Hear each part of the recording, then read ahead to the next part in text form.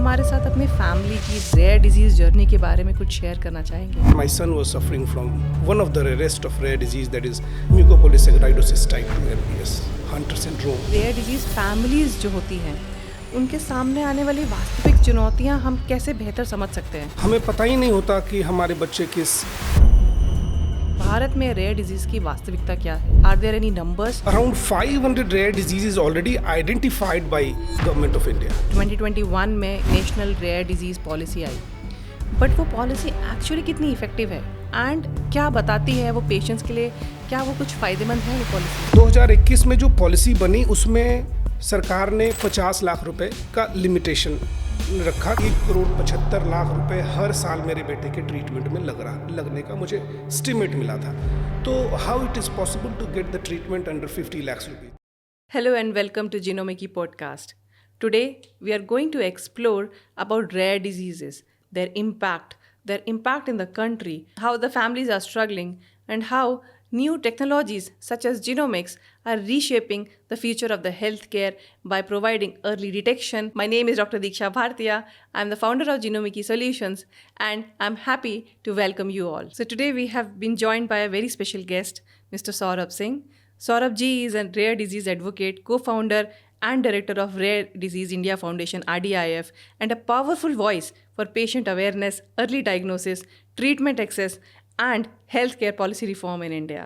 His advocacy is deeply rooted in his own lived experience, shaped by his family's journey navigating a rare genetic disorder. Through RDIF, he continues to work towards strengthening awareness, newborn screening, policy support, and better outcomes for rare disease families.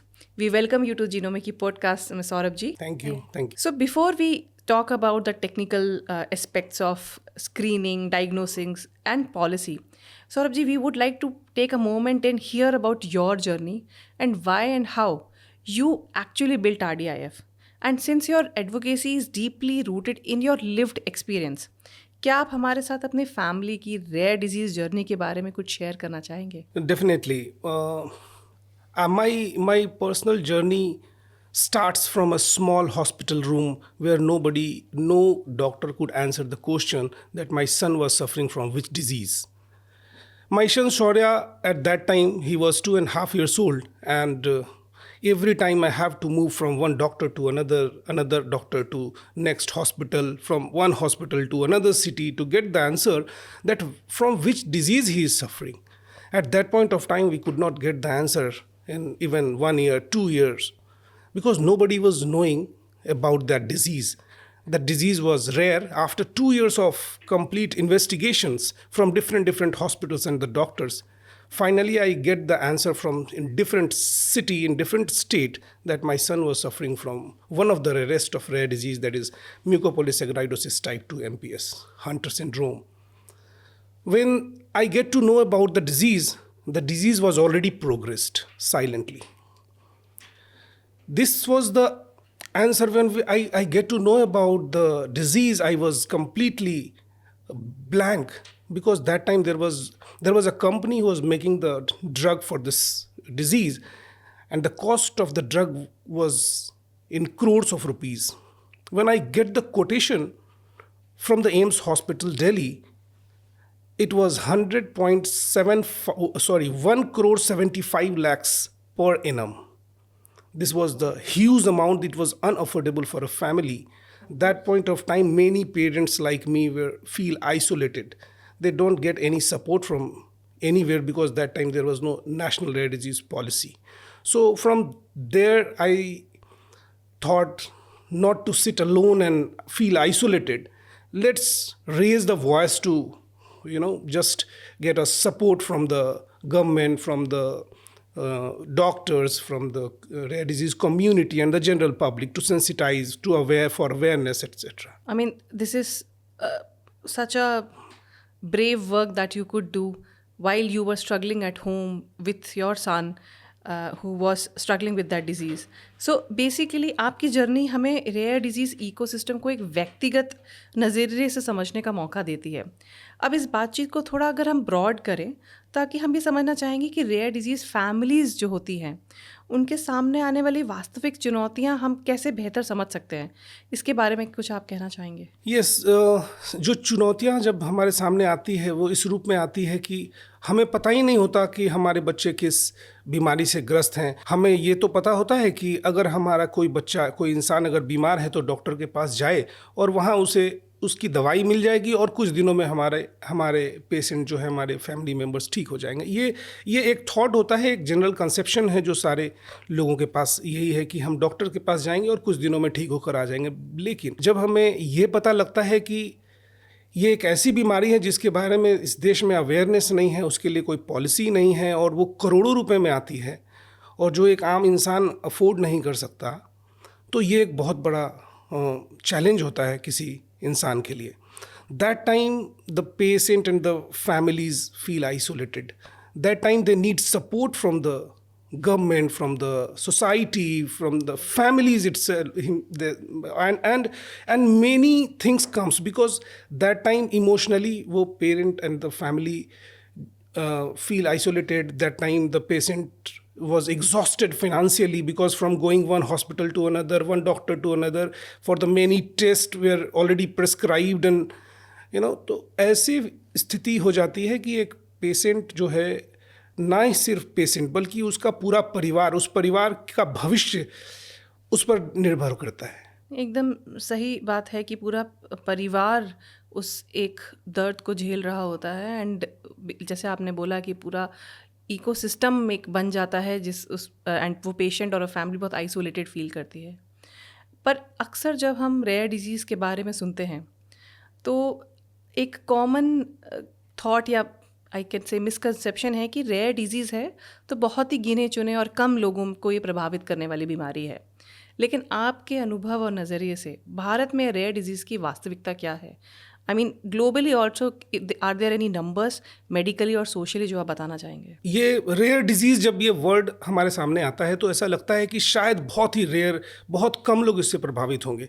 लेकिन मैं अगर आंकड़ों में बात करूं तो पूरे विश्व में तकरीबन 7 से 8 हज़ार रेयर डिजीजेज हैं, और जिसमें 300 million people are already affected with these rare diseases. Even in India, around 500 rare diseases already identified by Government of India, and 7 crore people are suffering from rare diseases. Oh my God.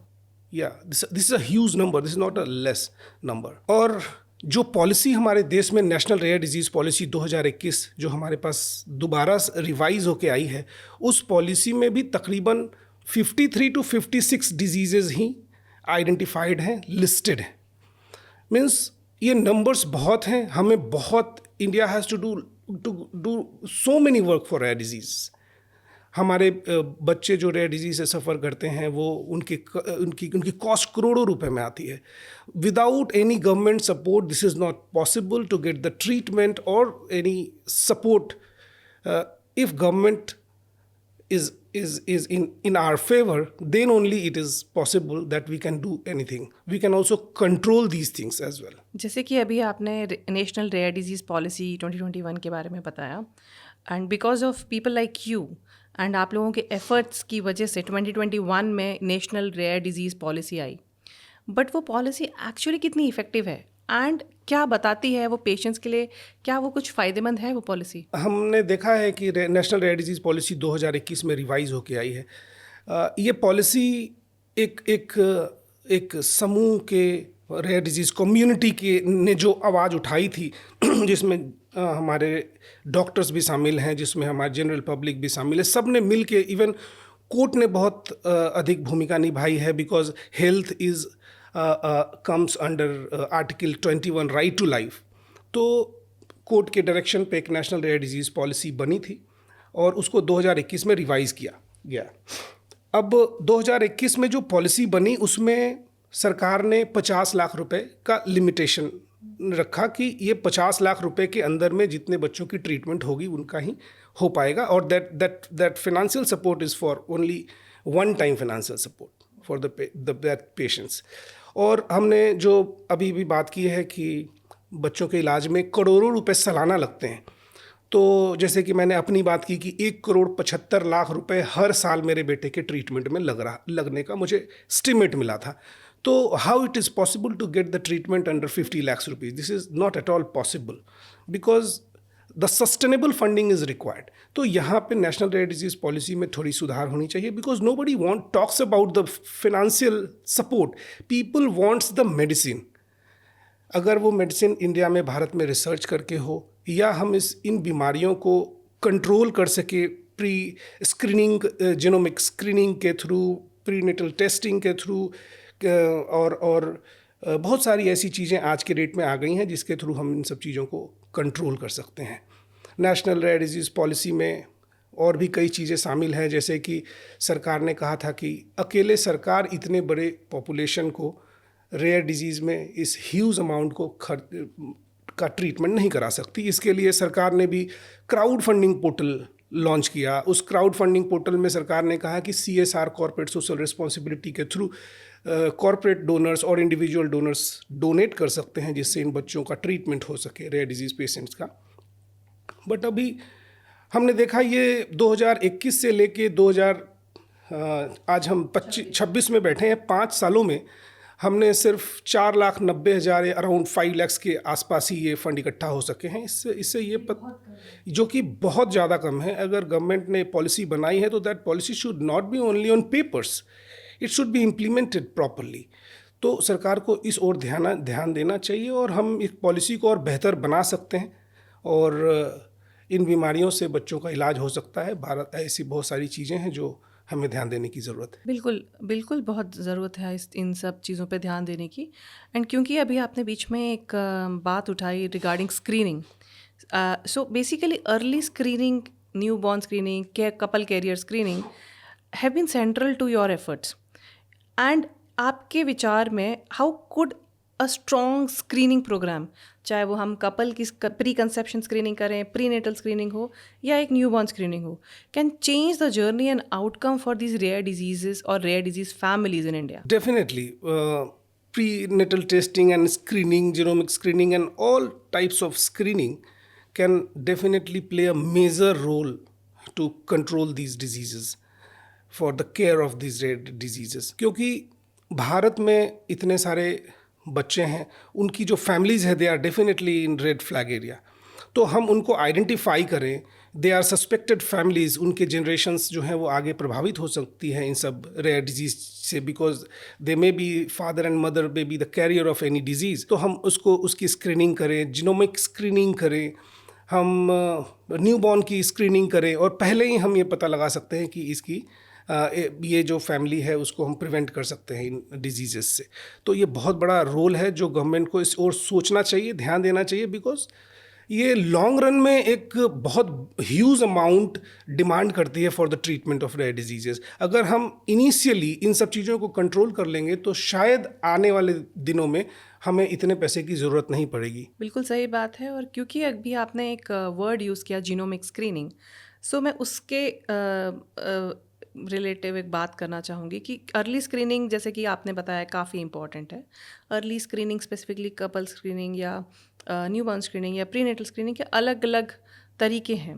अब इसमें जब बात आती है genomics की, तो genomics is increasingly becoming integral part of rare disease screening and diagnosis. आपके नज़रिए से how can genomic screening be more effectively integrated into the mainstream health care so that we can have an earlier detection and better outcomes? आज हम genomic screening को elite class of screening समझते हैं because ये बड़े शहरों पे जाके लिमिट हो गई है.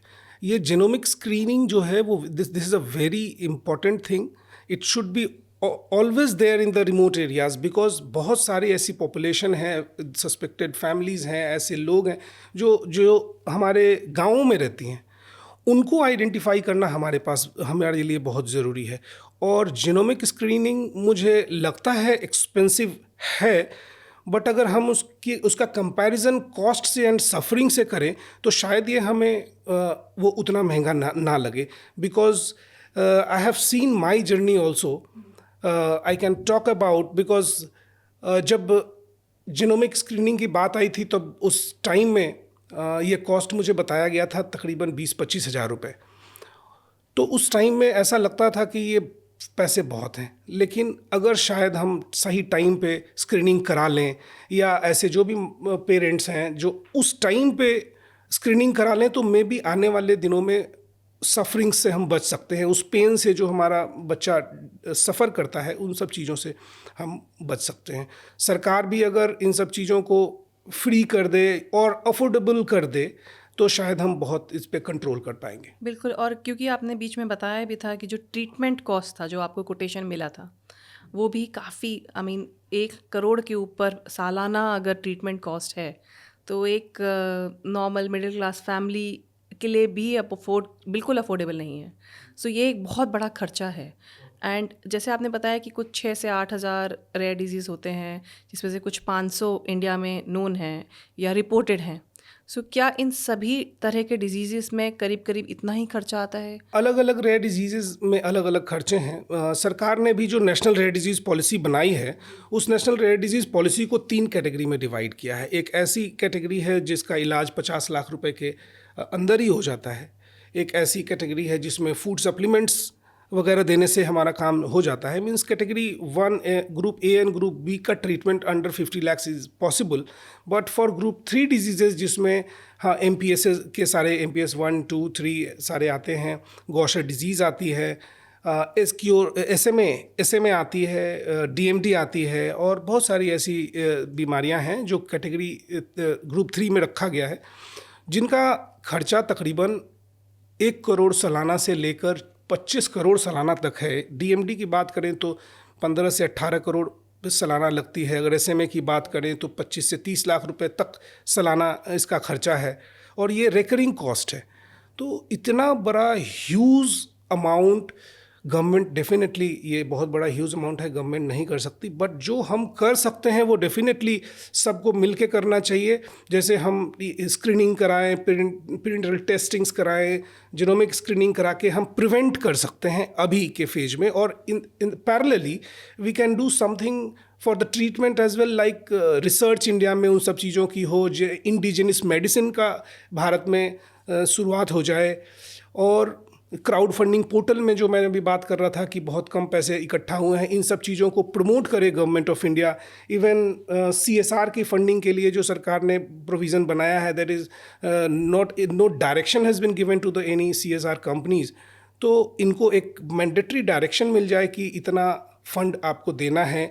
या हम ऐसा भी कर सकते हैं कि अगर सरकार कोई रेयर डिजीज़ का एक सेस लगाए, और जिससे हम इन रेयर डिजीज़ के पेशेंट्स को ट्रीट कर सकें, बिकॉज हमें कुछ करना चाहिए definitely, because they are also the citizen of India, and article 21 says right to life. Saurabh ji, जैसे आपने अभी नेशनल रेयर डिजीज़ पॉलिसी के बारे में बताया, तो basically health is a state subject and ये एक नेशनल पॉलिसी है।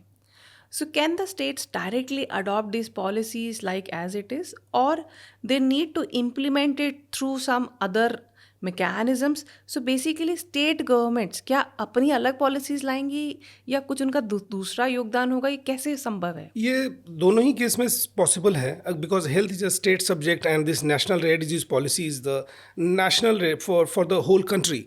तो नेशनल रेयर डिजीज पॉलिसी में जो प्रोविज़न सरकार ने रखा है वो 50 लाख रुपए सेंट्रली रखा है।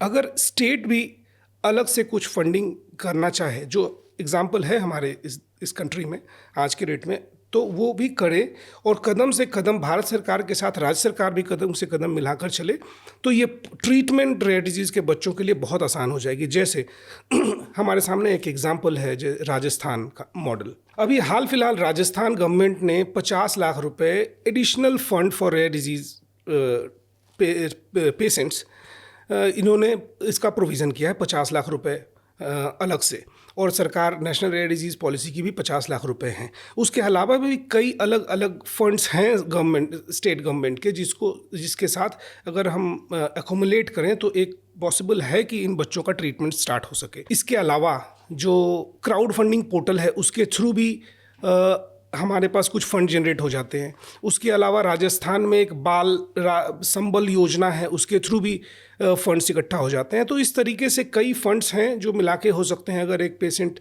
चाहे तो प्रधानमंत्री राहत कोष से भी उन्हें फ़ंड मिल जाती है। अगर वो प्रेसिडेंट को लेटर लिखे तो प्रेसिडेंट की तरफ से भी कुछ रिलीफ फ़ंड मिलती है। चीफ मिनिस्टर रिलीफ फंड्स भी हैं।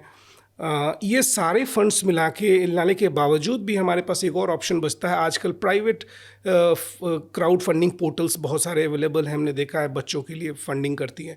तो इन सब के थ्रू भी वो फंड इकट्ठा कर सकते हैं, जिससे हम ट्रीटमेंट स्टार्ट कर सकते हैं। सो बेसिकली सब लोगों के योगदान से ही ये मुहिम में हम आगे निकल पाएँ, ये संभव हो पाएगा। बिल्कुल। जैसे आपने राजस्थान का एग्जाम्पल दिया, राजस्थान के ही मॉडल पे अगर बाकी स्टेट्स भी इस पॉलिसी में थोड़ा थोड़ा कंट्रीब्यूशन करने लगें, तो जितने भी हमारे एटलीस्ट सबका नहीं तो एटलीस्ट कुछ पेशेंट्स का तो हम काफ़ी ट्रीटमेंट में मदद कर पाएंगे। अभी राजस्थान ने एक और चीज़ें इम्प्लीमेंट की है।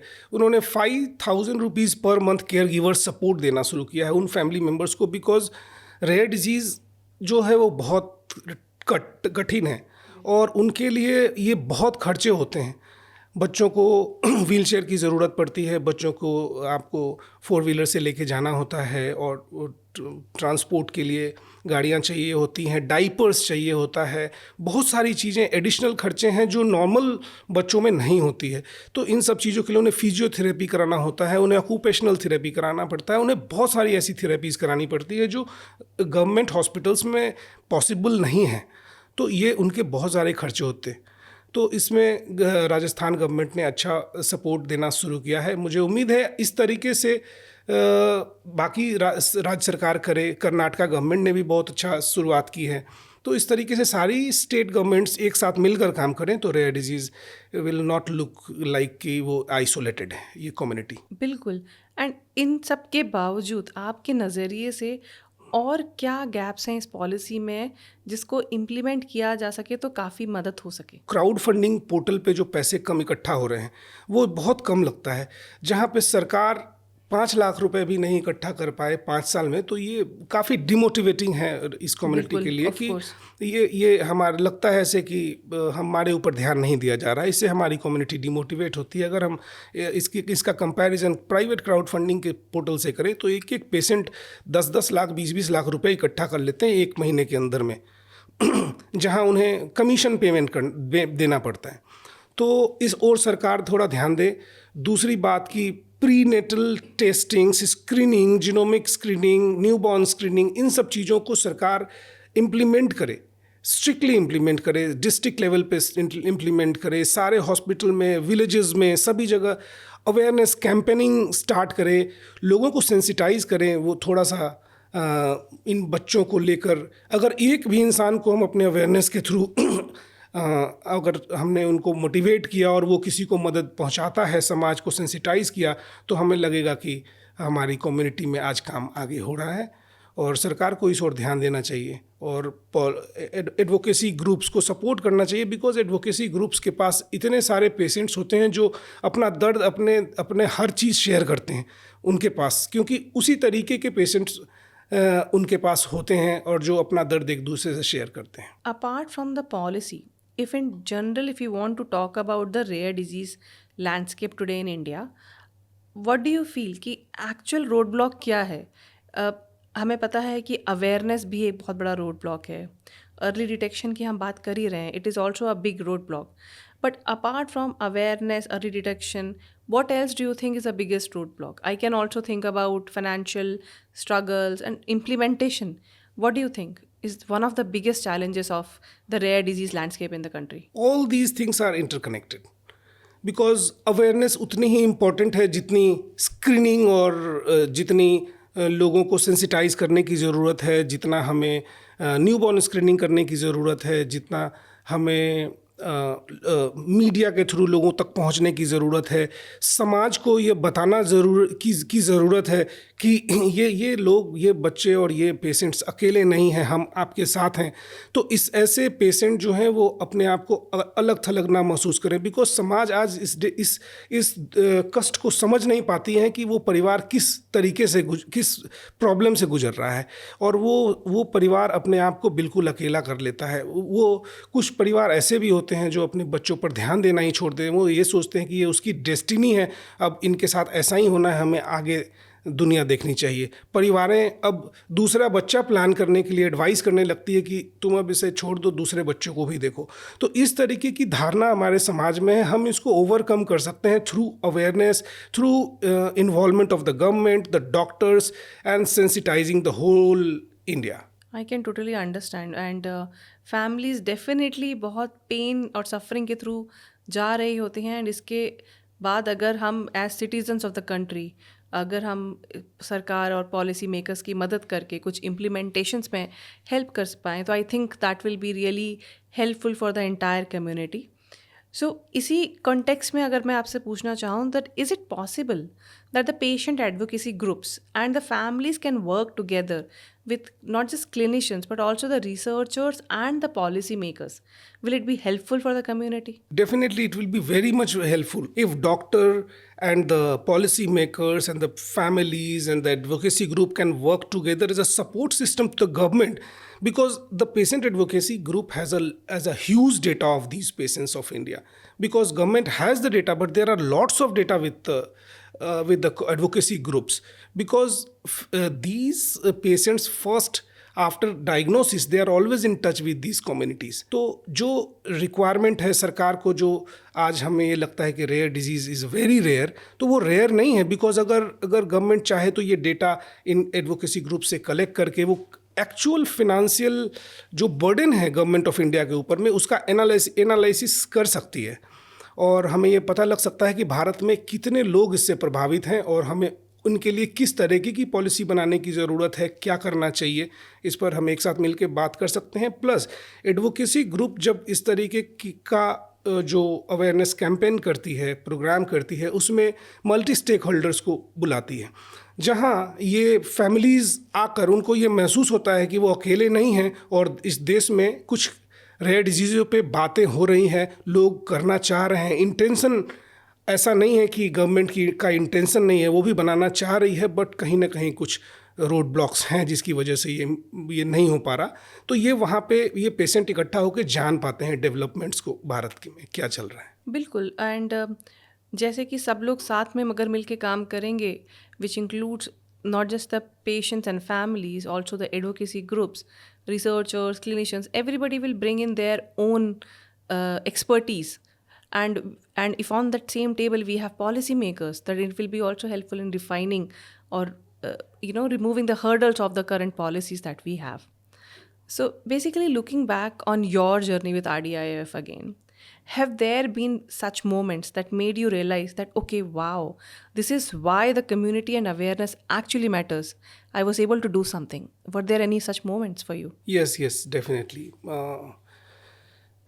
This why this Rare Disease India Foundation came into existence. It started with the journey started with my son suffering from rare disease. I decided to do this work not for my son, but whole community, for the whole India.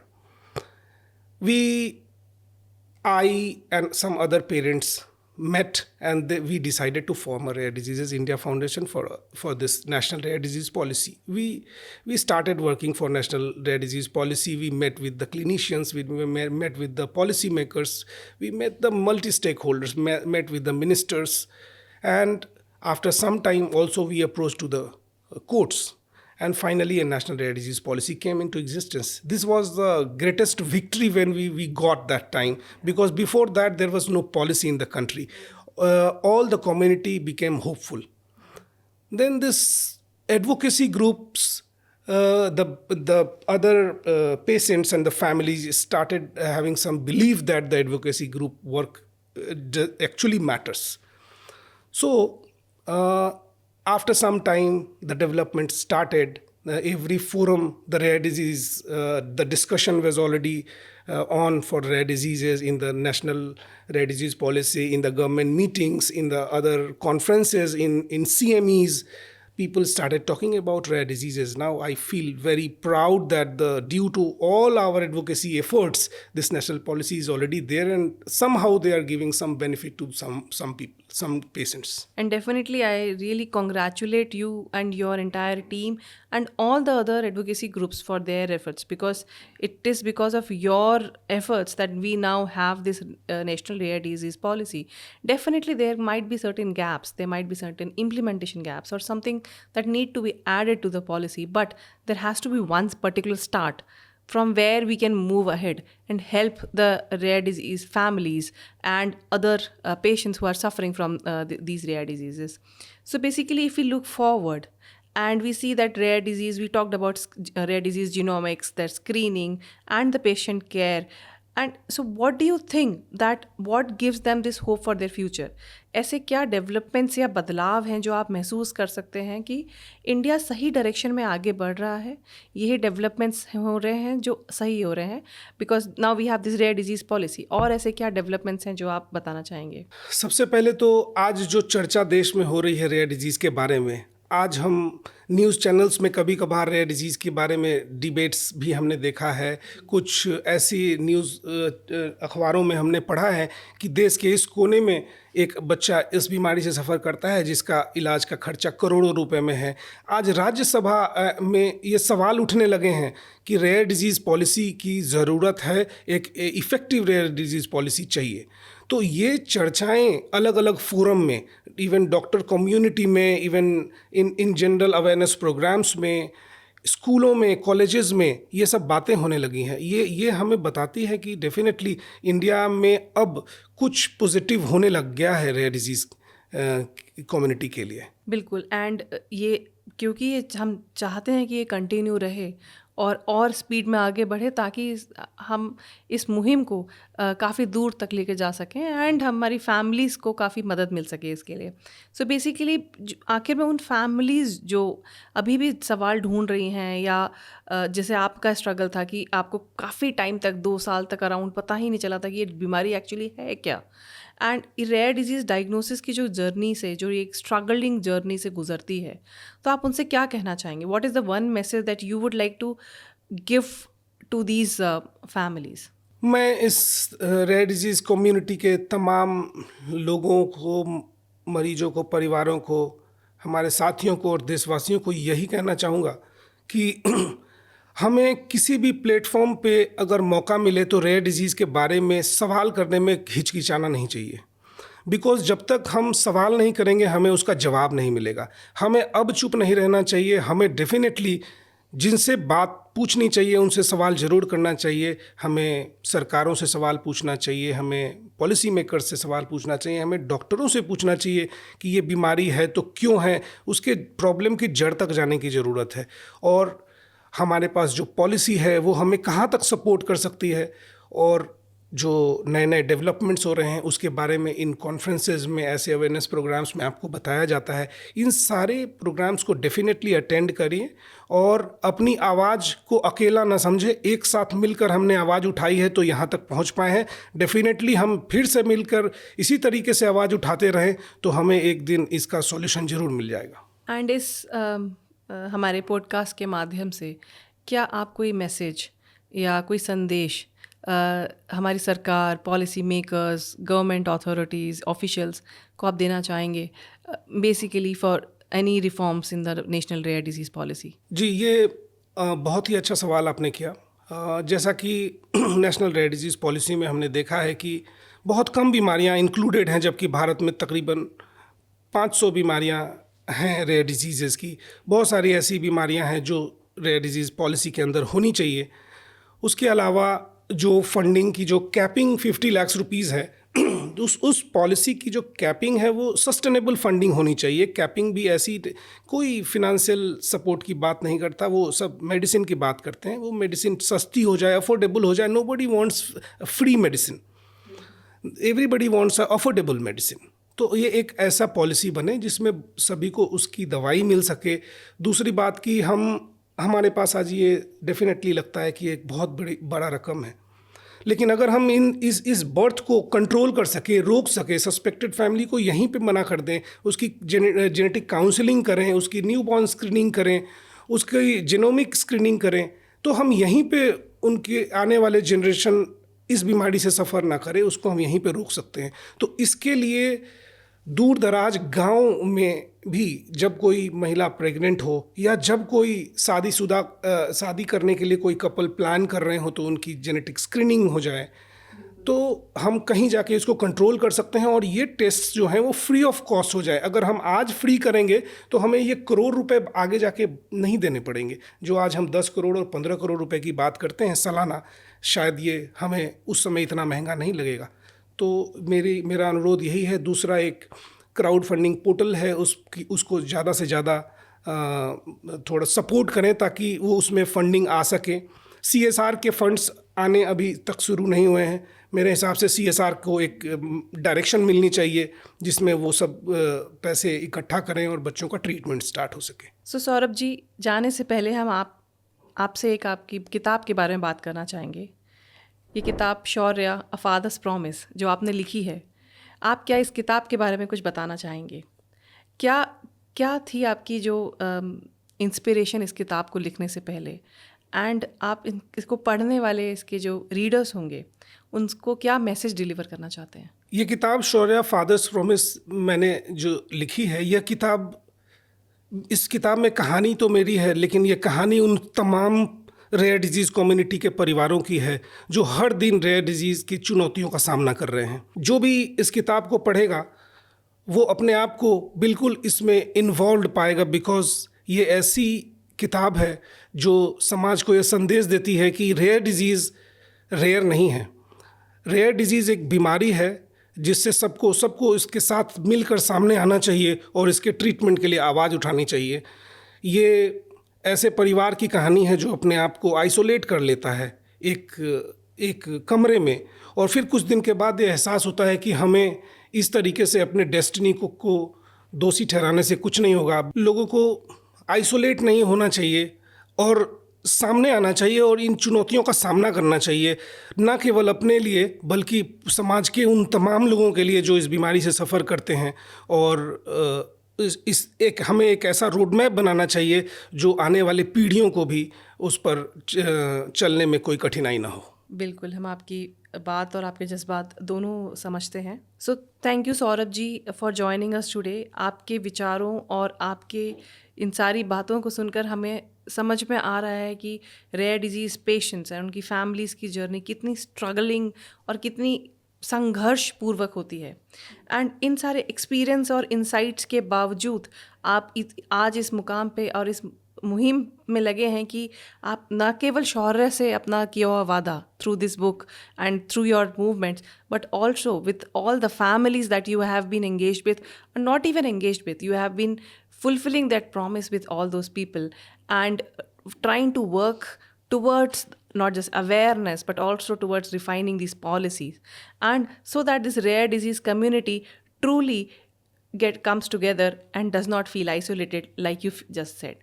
So thank you again, Saurabh ji. It was a pleasure to talk to you. Thank you. And to our listeners, thank you for tuning into Genomics podcast. We hope that today's conversation has helped you understand more about rare diseases, the struggles of the families, the policies, the reforms, the government mandates, and so on and so forth. And you will also feel the importance of the community awareness, and the efforts that as citizens of this country and as a community we can bring about this change for rare disease families. Thank you so much.